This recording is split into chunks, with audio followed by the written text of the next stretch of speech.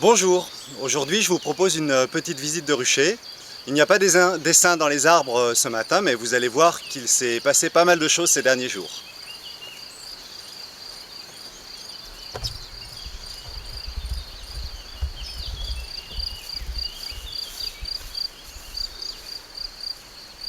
Alors nous sommes dans un rucher où s'épanouissent nos abeilles noires. Lorsque vous voyez une petite ruche comme celle-ci en contrebas, c'est qu'un essaim naturel s'est posé juste à côté.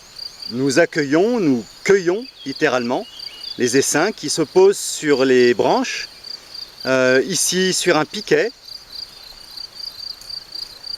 celui-là dans un noisetier,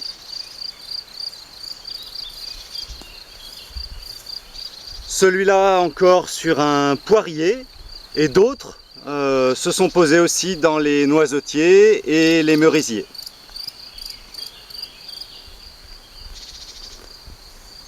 Alors pour élever, multiplier nos abeilles noires, on pratique ici la technique dite en éventail. Lorsque vous voyez des ruchettes en arc de cercle, c'est que l'essaim est parti d'ici. Il y avait une ruche plus grosse que nous avons ouverte pour en sortir les cadres et les répartir dans les petites ruches, ces ruchettes que vous voyez, dans lesquelles les jeunes reines vont naître. C'est par une belle journée, calme et ensoleillée, qu'elles sortiront pour leur vol de fécondation, puis retourneront à la ruche pour y vivre plusieurs années. Alors il y a des colonies fortes, des colonies calmes, des colonies laborieuses, des colonies tranquilles, des colonies pas commodes, des colonies douces, des colonies qui aiment les pollens variés, des colonies qui préfèrent butiner certaines essences végétales plutôt que d'autres. Alors eh bien cette diversité, nous l'accueillons avec plaisir, tandis que certaines pratiques d'apiculture consistent à fabriquer des lots de ruches homogènes. Nous laissons ici la diversité s'exprimer. Certaines années, ce sont certaines colonies qui nous donnent le miel, puis l'année suivante, il se peut que les colonies faibles se révèlent être bien plus vigoureuses, simplement parce que les conditions environnementales leur ont été plus favorables.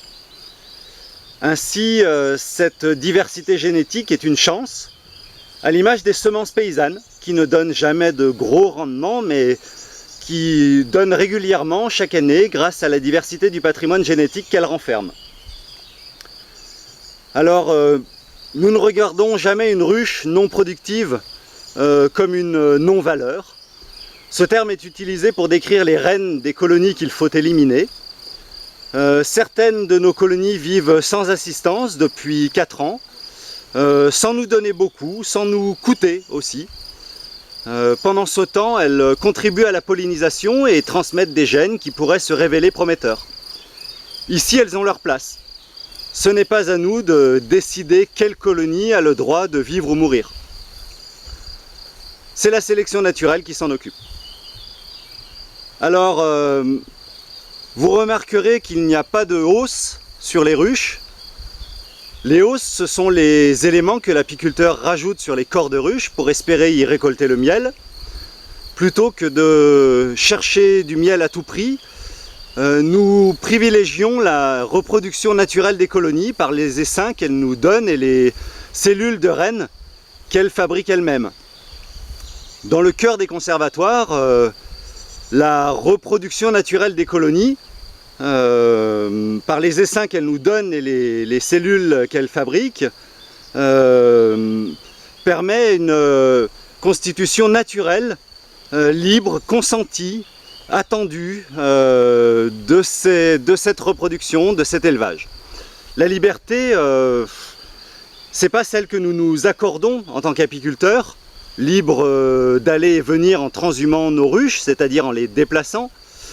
La liberté, c'est celle que nous laissons à nos abeilles pour les voir grandir à leur rythme. Bien sûr, cette apiculture n'est pas forcément à la portée ou le souhait de tout apiculteur et nous ne souhaitons pas l'imposer évidemment. Dans le même temps, cette apiculture sédentaire est une apiculture que nous souhaitons vivement voir perdurer. Cette façon de faire de l'apiculture participe au respect des équilibres écologiques.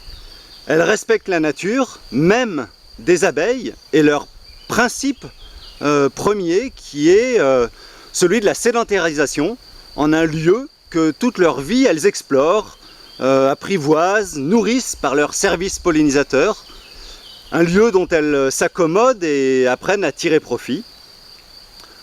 C'est un lieu aussi avec lequel elles sont en coévolution, et c'est cette coévolution, doublée d'une attention particulière à la non-sélection des abeilles par l'homme, qui permet de conserver l'animal sauvage, autonome, avec lequel nous travaillons et grâce auquel nous vivons. Alors je dis nous parce que je ne suis pas le seul en France à pratiquer cette apiculture sédentaire, et aussi parce que je partage ce rucher avec mes parents qui fêteront bientôt leur demi-siècle d'apiculture avec l'abeille noire. Cette fête, je l'espère, sera l'occasion de nous rencontrer et de voir se dessiner pour le demi-siècle à venir au moins des perspectives réjouissantes, je l'espère, pour nos abeilles noires européennes. Alors voilà, la visite s'achève, je continuerai de vous présenter ce lieu sur lequel je vis et je travaille. Nous ferons prochainement une visite de la construction du bâtiment que je vous invite à financer et dans lequel se dérouleront les formations à notre apiculture naturelle. À bientôt et bonne journée.